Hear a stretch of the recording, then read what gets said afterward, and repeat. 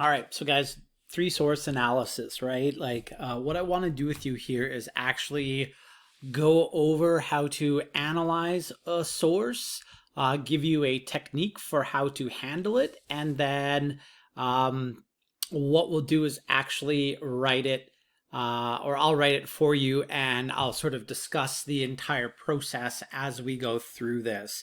So on the left side of the screen here, you can see a political cartoon where we see two well-dressed, well-fed oil tycoon type individuals.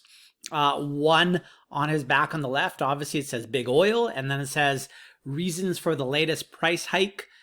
Price hike means the price of oil goes up, which then of course we as the consumer see that reflected in the cost of gasoline.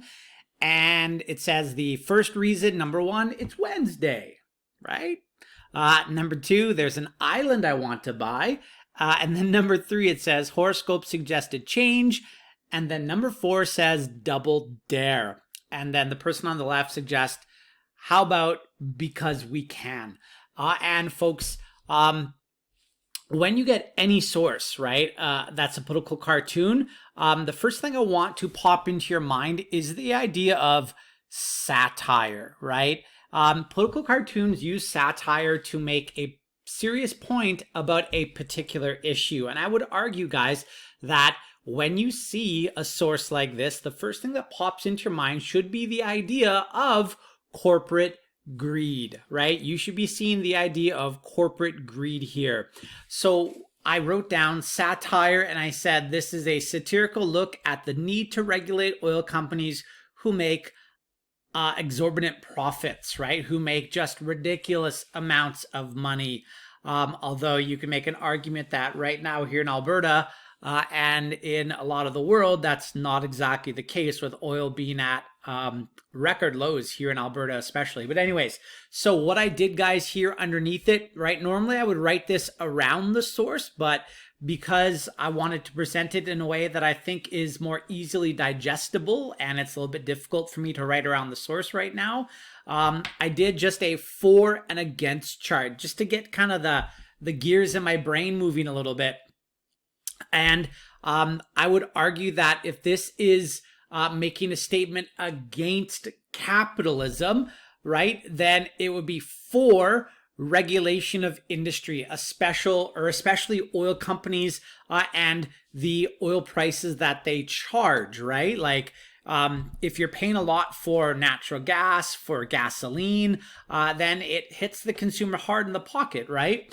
And the best way to combat exorbitant corporate profits, of course, would be to introduce government legislation that could put caps on the amount of profits that oil companies are making. So you would make an argument then, guys, or you can make the argument that this source reflects modern liberal values, that, and it wants to see government regulate the amount of profit that oil companies realize that they make. And let's face it, guys, modern liberalism is on the left-hand side, and I didn't write that, but I should put down here, leftist controls of profit.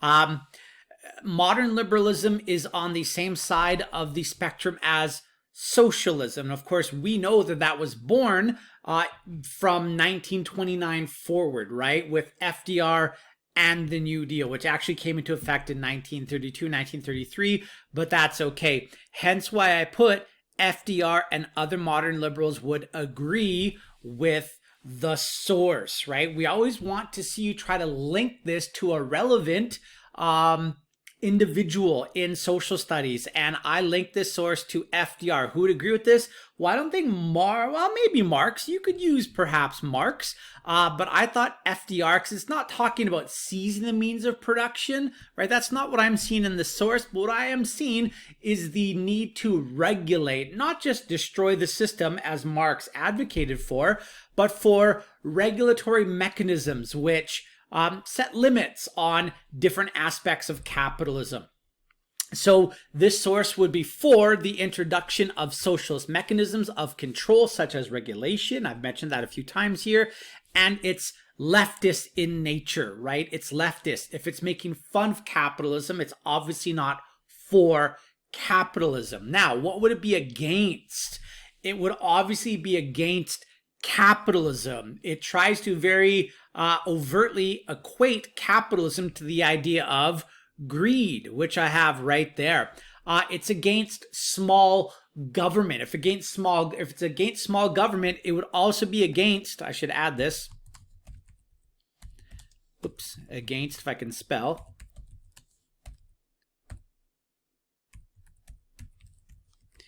It's against neoconservatism, right? And neoconservatism and classical liberalism, if you remember from the course, are basically two sides of the same small government coin. So it's against small government. It's against neoconservatism. It would be against classical liberal laissez-faire. So it would be against Adam Smith's principles of, right, the invisible hand, and that the economy best functions via as little control as possible. It would be against the right, and it would be against the inequality seen in society. When you compare the amount of money that a CEO of an oil company makes compared to what the average wage of a Canadian income earner would be. Right? So all those ideas I'm just pulling from my understanding of the source and my understanding of social studies. Now, moving down here, relevant social studies. Well, again, guys, you could pull in economic inequality. You could pull in socialism, FDR, the New Deal, lots of different things. But, you know, if you want to do well on this assignment, you have to demonstrate to me that you get the bigger picture, right? Don't just focus on, in particular, what's going on in the source, but try to look at it big picture. So I don't know if you've been like reading the news lately or not. You should be, because that's what social studies is supposed to be all about. But guys, prior to the oil downturn, and even right now, profits within the oil industry at the highest level of corporate governance are in fact not going down. And they've been seen as excessive in the past, right? Like some of these CEOs, I'm willing to bet if you looked up the CEO of like Chevron or ExxonMobil or BP, you know, these individuals are probably making, you know, tens of millions of dollars a year, right? And you know, some could argue that that is rather excessive. Could they survive on $1 million a year instead of 10 million? Well, probably, right? So anyways, so prior to the downturn in oil and even right now, the profits seen within the oil industry could be described as excessive. Even while we have a downturn in oil here in Alberta, right? It's at historic lows. We know that. If you've been paying attention to the news. I actually read an article, I think it was yesterday or the day before, that despite the low men on the totem pole, right, being let go during the downturn in oil prices, CEOs in oil companies right now are actually making record salaries, which is all the more terrible when you consider the fact that the oil industry was given a almost $5 billion bailout by the Alberta government using taxpayer dollars, right? So the whole point here, guys, is that, you know, even when times are bad, the pain trickles down to us, the average people. It never hits the high people. It always flows down like the rain to the low people. And washes the spider away, as the Itsy Bitsy Spider song goes. And then finally, guys, you got to link this to liberalism. How do we link this to liberalism?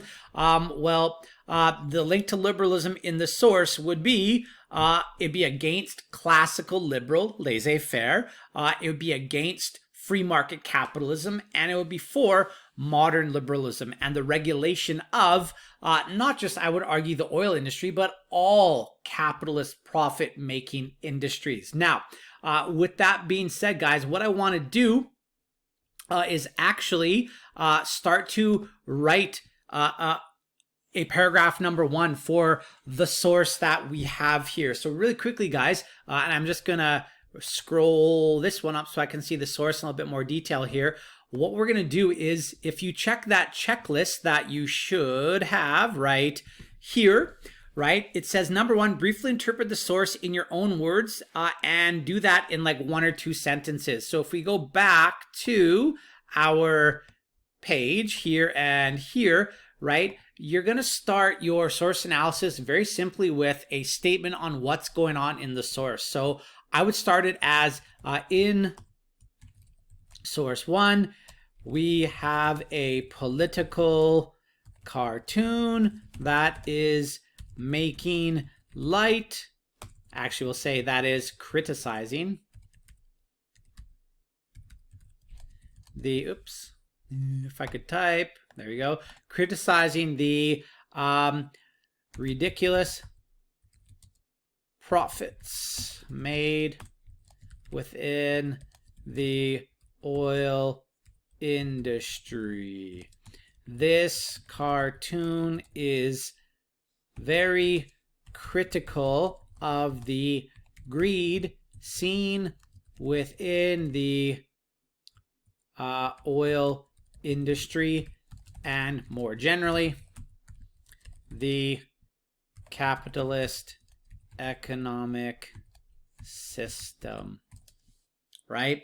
Just a quick little introduction in my own words. You don't need to be like, you know, in source 1, we see 2 individuals who appear to be well fed wearing business suits. One on the left has checkers, the other has pinstripes. The one on the right is holding a piece of chalk and he's wearing glasses.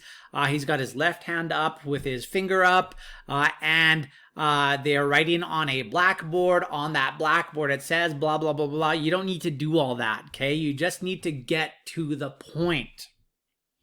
So with that being said, at this point now, guys, if we go back to our lovely little checklist, it says, describe the meaning or purpose of the source to demonstrate your understanding. Okay, let's do that.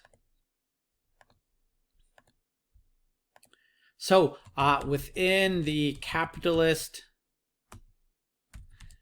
system, we often, again, I can't spell, see high, wow, levels of economic inequality as the winners in the system are rewarded with incredibly high wages, whereas the average people and the poor often struggle to make ends meet. Okay, so I'm demonstrating that I know a little bit of stuff. So I am just going to full screen this for a sec. 1 second here, if I can. There we go. And I want to home. I'm just going to double space this. Oops, let me just move that over. So I'm just going to double space this so it just looks a little bit better. Okay. All right. Now, I'm just going to shrink this back down. Boom. There we go. All right. So let's continue on and look at the next aspect of our checklist. Identify and explain relevant ideologies seen within the source. Okay, let's do that. So within, or we'll say source 1 takes a modern liberal perspective as it is critical of the capitalist laissez-faire system as advocated by Adam Smith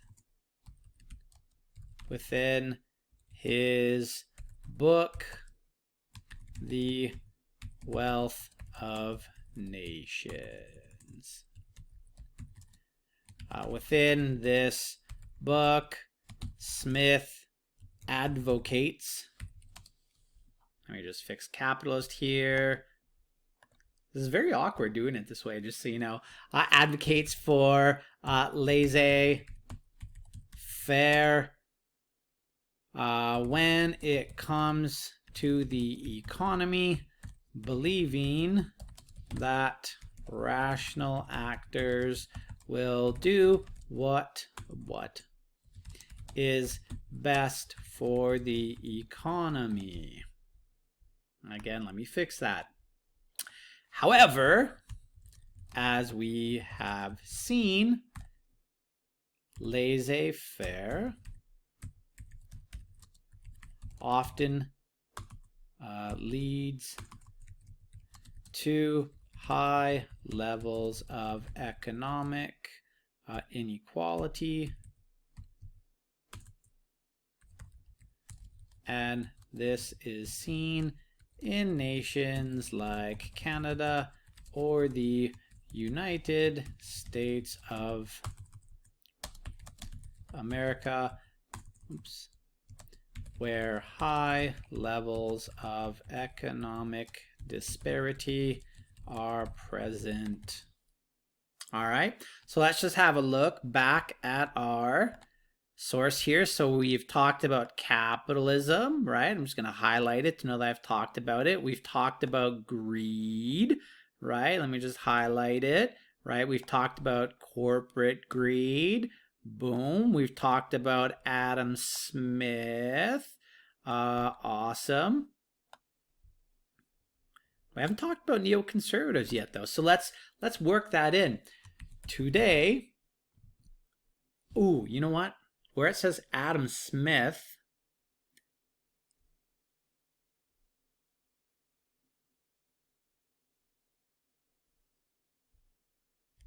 we're going to put classical liberal philosopher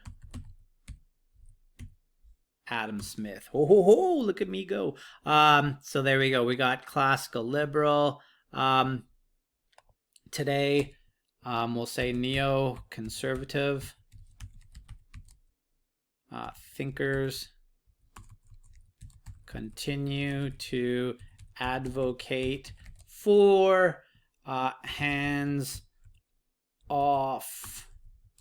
economic systems, purporting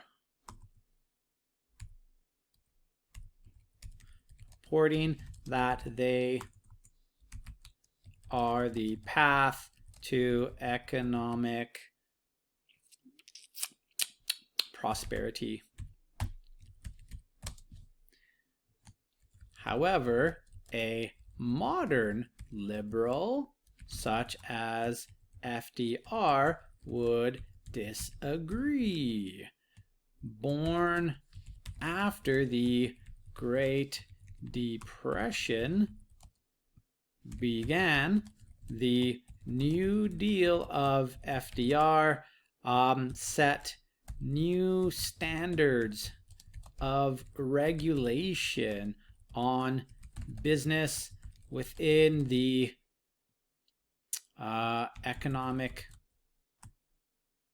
we'll say businesses within the United States of America, as a leftist economic orientation. This quasi-socialist economic philosophy of modern liberalism believes in increased levels of, what do I want to say here? We'll say regulation, in order to ensure that disparity is not as large an issue. There you go. So, FDR, right? We've talked neoconservatives. I've mentioned laissez-faire, right? We've mentioned socialist. We've mentioned FDR and the New Deal, right? We've mentioned modern liberalism and regulation, right? We've done a pretty decent job demonstrating, I should correct that right there, demonstrating that we know what's going on here, right? At this point, guys, really the only other thing we need to do is put in our link to liberalism, right? So let's flesh this out a little bit. So within source 1, the link to liberalism is a rejection of classical liberal laissez-faire economics and an acceptance and advocation for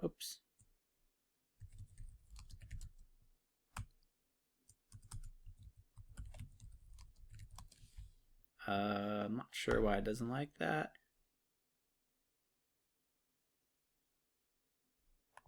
I like it.